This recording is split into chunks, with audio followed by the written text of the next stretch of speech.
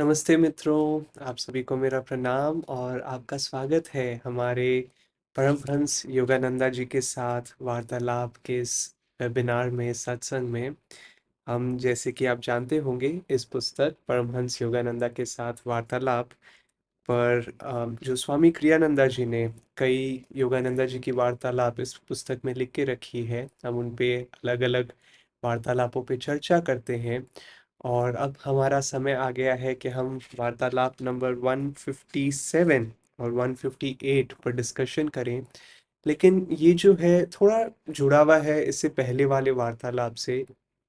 अगर आपको याद होगा, अगर अगर नहीं भी, तो मैं शेयर कर सकता हूँ ये कहानी जो योगानंदा जी के जीवन में घटित हुई थी उनके एक शिष्य के साथ में, जब उन्होंने एक शिष्य को कहा था कि तुम्हारा मार्ग बाधा रहित है, मतलब वो इस जीवन में मोक्ष को प्राप्त कर लेगा। और जब योगानंदा जी ने इस एक शिष्य से कहा था, तब बाकी शिष्य सोचने लगे हमारा क्या, हमारा क्या।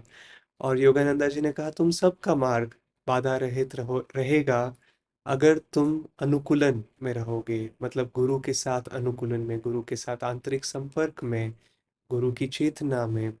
और लेकिन ये जो शब्द था, यदि तुम मेरे साथ अनुकूलित रहोगे, ये बहुत ही महत्वपूर्ण था। और कुछ शिष्यों ने इस ये जो यदि उसके बाद में जो योगानंदा जी ने जोड़ा था बाकी लोगों के लिए, वो भूल गए और वो मनाने लगे कि अरे हमारा मार्ग भी बाधा रहित है।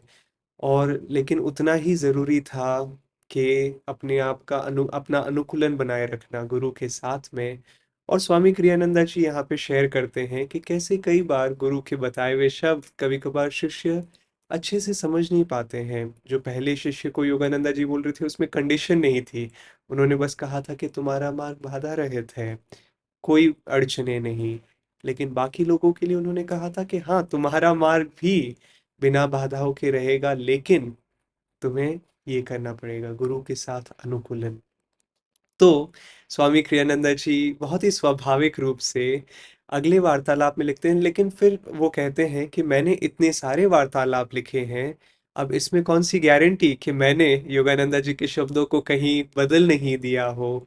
और ये मुझे बहुत ही खूबसूरत बात लगती थी स्वामी क्रियानंदा जी की, जो हर चीज जो वो बोलते थे वो अंधविश्वास के साथ नहीं कहते थे। वो खुद पहले परखना चाहते थे कि क्या उनकी समझ सही थी, क्या वो हकीकत में जो गुरु ने कहा था वही समझ रहे थे, या उसमें अपनी समझ जोड़ रहे थे। इनफैक्ट स्वामी क्रियानंदा जी जब योगानंदा जी के आश्रम में थे, उस समय भी कई शिष्य जो योगानंदा जी के थे, वो अलग-अलग शिक्षाओं के बारे में शेयर करते थे स्वामी क्रियानंदा से। और यदि आप स्वामी क्रियानंदा जी के बारे में नहीं जानते हैं, वो योगानंदा जी के शिष्य थे जो उनसे 1948 में मिले थे।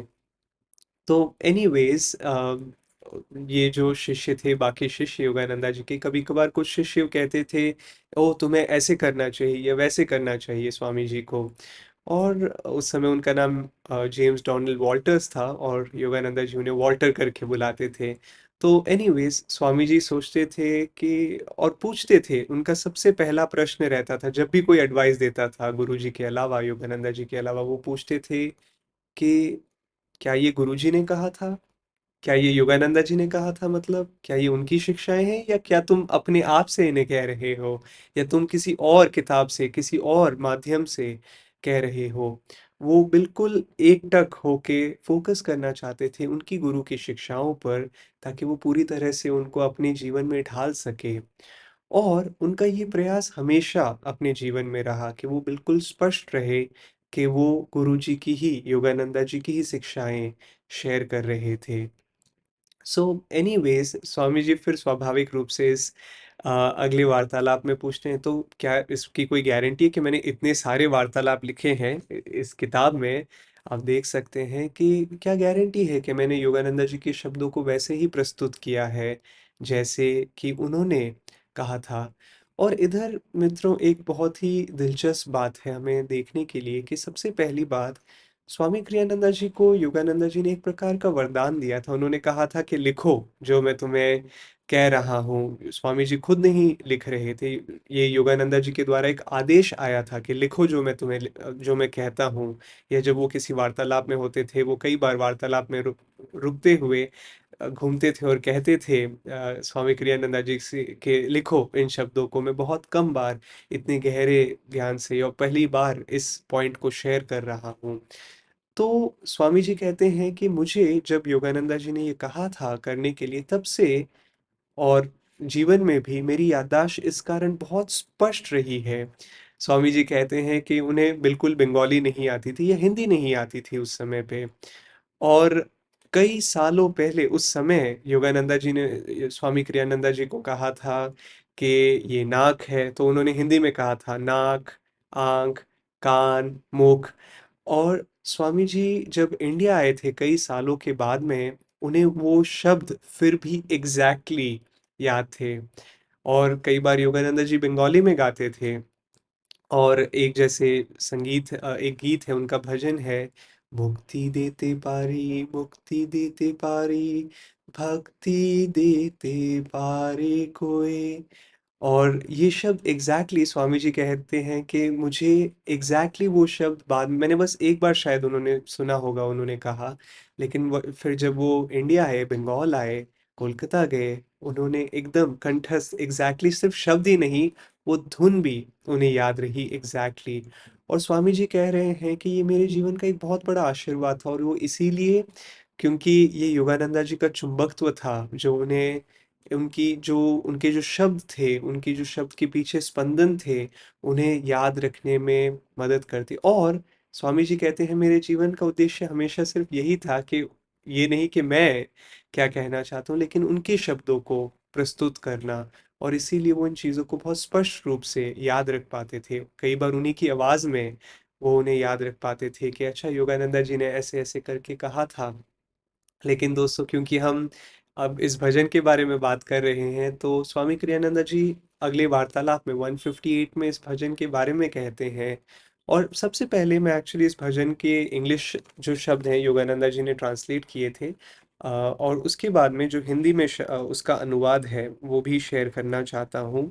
क्योंकि ये बहुत ही खूबसूरत शब्द हैं और हम सब के लिए बहुत ही मायने रखते हैं, जो हर कोई व्यक्ति आध्यात्मिक मार्ग पर चल रहा है। योगानंदा जी का इंग्लिश में ट्रांसलेशन था, या जो भाव था इन शब्दों के पीछे, उसका जो ट्रांसलेशन था वो था, O devotee, I can give you salvation, but not my love and devotion. Ask of me salvation, but not my love and devotion. For in thee, then, when I give those away, I become poor, walking on your heart's way. अब मैं इसका हिंदी में अनुवाद पढ़ता हूँ और इसके बारे में हम थोड़ी सी चर्चा करेंगे कि हे भक्त, मैं तुम्हें भक्ति दे सकता हूँ, पर अपना प्रेम और मैं तुम्हें मुक्ति दे सकता हूँ, सॉरी, मैं वापस पढ़ता हूँ। हे भक्त, मैं तुम्हें मुक्ति दे सकता हूँ, पर अपना प्रेम और भक्ति नहीं। मुझसे मुक्ति मांगो, पर मेरा प्रेम और भक्ति नहीं। क्योंकि जब मैं तुम्हें ये प्रेम और भक्ति दे देता हूँ, मैं निर्धन हो जाता हूँ, मैं गरीब हो जाता हूँ, तुम्हारे हृदय के मार्ग पर चलते हुए। और यदि कोई सच्चा भक्त इन शब्दों को पढ़े, तो वो वहीं पे समझ सकता है कि हाँ, शायद इस संगीत में कहा जा रहा है कि मुक्ति मांगो और प्रेम और भक्ति नहीं। लेकिन एक समझदार शिष्य या भक्त क्या करता है, वो बोलता है नहीं, मुझे प्रेम और भक्ति ही दीजिए।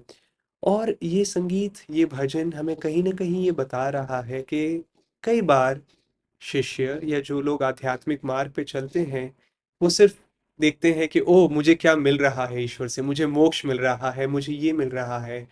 और इस भजन के माध्यम से योगानंदा जी कह रहे हैं कि ईश्वर के प्रेम और भक्ति के लिए भी याद रखो, उनसे अपनी भक्ति प्रकट करो, अपना प्रेम प्रकट करो। और जब हम ये छीन लेते हैं या ये व्यक्त करने लग जाते हैं अपने जीवन में ईश्वर के लिए, या उनके प्रेम को आकर्षित कर लेते हैं अपनी भक्ति के द्वारा, तब अपने आप मुक्ति आ जाती है। और स्वामी जी कहते हैं कि जब योगानंदा जी ने इस इस भजन को गाते थे वो, तो कई बार शिष्यों की आंखों में आंसू टपकने लग जाते थे कि ओह, इतनी करुणा, इतनी ममता, इतना प्रेम। और स्वामी जी ये भी कहते हैं कि कई बार क्योंकि लोग इतनी कोमलता से योगानंदा जी की आवाज़ को सुनते थे, या अगर आपने योगानंदा जी की तस्वीर को देखा है तो आपको दिखता है कि कितना प्रेम झलकता है उसमें। तो कई बार कभी-कभी कुछ शिष्य ये गलतफहमी में चले जाते थे कि वो सिर्फ ये बस एक बड़े ही कोमल शांत से व्यक्ति हैं, लेकिन स्वामी क्रियानंदा जी कहते हैं कि उनके हर शब्द के पीछे, उनकी हर एक एक्शन के पीछे, उनकी पूरी चेतना के पीछे एक गहरी ईश्वरीय शक्ति थी। ऐसी शक्ति जो कई बार स्वामी क्रियानंदा जी कहते हैं कि लोग उससे डर जाते थे, या कभी-कभार लोग अपने आप को उनका दुश्मन समझने लग जाते थे। इसीलिए नहीं क्योंकि योगानंदा जी किसी को चैलेंज करते थे, खासकर अमेरिका में, जहाँ पे लोगों को बहुत ही मैनली होना पसंद है कि मैं मर्द हूँ और ये क्वालिटीज हैं। लेकिन योगानंदा जी दिखाते थे अपने उदाहरण के साथ में कि एक सच्चा मनुष्य अपने आंतरिक शक्ति से शक्तिशाली बनता है और ना कि बाहरी चीजों से। और जब वो आंतरिक शक्ति झलकने लग जाती थी लोगों की आंखों में, वो चैलेंज फील करते थे और वो कई बार सोचते थे कि मुझे अटैक करना पड़ेगा इस कारण इस व्यक्ति को, क्योंकि मैं जिन चीजों को मानता हूँ जो शक्ति है, क्योंकि लोग क्या सोचते हैं इस दुनिया में शक्ति क्या है? धन शक्ति है, बाहरी शक्ति जो मेरा शरीर अगर बलवान है तो मैं शक्तिशाली हूँ, या अगर मैं दूसरे लोगों पर अपना रोब जमा सकूं तो मैं शक्तिशाली हूँ। लेकिन योगानंदा जी एक आंतरिक शक्ति को दिखा रहे थे, उसकी झलक दिखा रहे थे। और जब वो आंतरिक शक्ति को ये लोग देखते थे जो बाहरी शक्तियों के पीछे भाग रहे थे, वो चैलेंज फील करते थे। वो देखते थे कि अरे नहीं, हमारे जीवन में जो चीजें हमारे मायने रखती है, कहीं ना कहीं योगानंदा मुझे चैलेंज कर रहे हैं। मुझे जो चीज़ मेरे लिए बहुत ही कीमती है, चाहे बाहरी धन हो या जो भी हो, उसे चैलेंज किया जा रहा है। और कई बार इस कारण योगानंदा जी के प्रेम को भी लोग समझ नहीं पाते थे।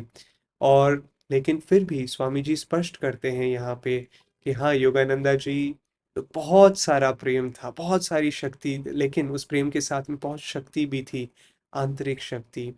लेकिन ये सब हमारे लिए कैसे दोस्तों अप्लाई करता है कि हाँ, स्वामी क्रियानंदा जी की जो चेतना थी वो योगानंदा जी के साथ में इतनी अनुकूलित थी कि वो योगानंदा जी के शब्दों को वैसे ही प्रस्तुत करना चाहते थे, उनकी चेतना को वैसे ही प्रस्तुत करना चाहते थे जैसी थी उनकी चेतना, जैसे वो व्यक्त करना चाहते थे अपने शब्दों को। और इससे हम ये प्रेरणा ले सकते हैं, क्योंकि मित्रों, हकीकत में योगानंदा जी के जीवन में कई बार कुछ शिष्यों ने उन्हें अच्छे से नहीं समझा और वो कहते थे अरे वाह, वो कितने अच्छा खाना बनाते हैं। वेल, वो एक अवतार थे, उनकी जो विशेषता थी सिर्फ खाना बनाना नहीं था, वो उनका कितना अच्छा हास्य है। कई बार क्या होता है कि लोग एक योगी, एक अवतार, एक संत की चेतना जो इतनी विशाल है उसको समझ नहीं पाते हैं और उसे बस किसी एक बहुत ही सांसारिक चीज से जोड़ना चाहते हैं। अरे वो अच्छे कुक हैं, अरे वो अच्छे गाना गाते हैं, अरे वो बहुत ही कोमल है। लेकिन अगर हम उन बाहरी स्वभावों के पीछे दिव्य चेतना को देख सकें और हम भी आंतरिक रूप से योगानंदा जी या किसी भी संत जो भी आपके गुरु हैं उनकी चेतना को समझने का प्रयास करें, तब क्या होता है, हम भी आध्यात्मिक रूप से बढ़ने लग जाते हैं, क्योंकि हम अपनी चेतना को गुरु की चेतना के साथ में अनुकूलित कर रहे हैं। जो चेतना कई बार हम आउट ऑफ ट्यून होती है, हम अपनी धुन को उनकी धुन के साथ में मैच करने का प्रयास करते हैं। और इसीलिए मुझे लगता है आनंदमयी माँ ने एक बार कहा था कि कई लोग आते हैं। आनंदमयी माँ कई बार स्वामी क्रियानंदा जी से मिली थी। स्वामी क्रियानंदा जी आनंदमयी माँ से कई बार मिले थे। और आनंदमयी माँ ने कहा कि कई बार कई लोग आते हैं मेरे से मिलने के लिए, लेकिन क्रियानंदा एक मधुमक्खी की तरह है। जैसे एक एक कमल जो होता है एक बड़े से तालाब में, और उस कमल के इर्द गिर्द जो मेंढक होते हैं, मक्खियाँ होती है, कई जीव होते हैं। और आनंदमयी माँ ने कहा कि कई जो लोग आते हैं वो मेंढक की तरह हैं, वो बस इधर उधर भटकते हैं, उस जो कमल है उसके पास में रहना चाहते हैं। लेकिन जो मधुमक्खी है वो इधर उधर मंडराती नहीं, वो सीधा उस कमल के फूल के बीच जाती है और वहां से मधु को अंदर लेने लगती है, चूसने लगती है उस मधुरता को अपने भीतर। और आनंद में ही मैंने कहा कि क्रियानंदा उसी प्रकार है, वो सीधा वहां पे बीच में आके उस मधु को, उस उस मधुरता को खींचने लग जाता है। तो दोस्तों हमें भी उसी प्रकार बनने का प्रयास करना चाहिए कि मेंढकों की तरह इधर-उधर फ्रॉग्स की तरह के अब ये भी, वो भी, इधर भी, उधर भी। लेकिन अगर हम अपना फ़ोकस एकदम केंद्र पे रखें कि इधर मेरे गुरु ने मुझे क्या कहा था, इस संत ने क्या कहा था, या इस परिस्थिति में ईश्वर मुझे कहने का क्या प्रयास कर रहे हैं, ना कि मैं ये करना चाहता हूँ। मैंने खुद ने अपने जीवन में कितनी बार कोई भी परिस्थिति है और मैं सोचता हूँ कि अब मुझे ये करना चाहिए, इस परिस्थिति का सामना मैं ऐसे करूँगा या वैसे करूँगा।